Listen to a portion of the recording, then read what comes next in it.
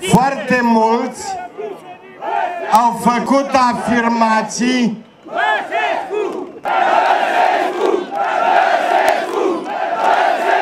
foarte mulți, și Crin Antonescu, și Ponta, și mulți alți parlamentari, chiar Ieșanu Fenechiu, au ieșit și au spus să nu se bage Uniunea Europeană în treburile noastre.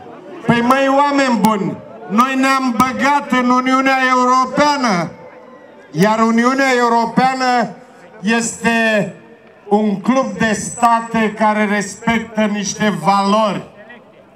Iar valorile democrației, valorile statului de drept sunt esențiale pentru a fi parte a acestei familii. De aceea putem circula liber în Uniunea Europeană. De aceea putem munci în orice țară a Uniunii Europene. De aceea ni se dau bani pentru subvenții la agricultură. De aceea ni se dau bani să construim autostrăzi.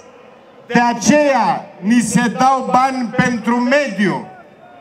Ori, atunci când nu mai respecti valorile democratice, nici banii, nici dreptul de a circula nu mai sunt o garanție a existenței lor pentru cetățenii români. Acesta este un motiv pentru care vă cer pe 29 să votați nu grupului Ponta, Antonescu, Voiculescu.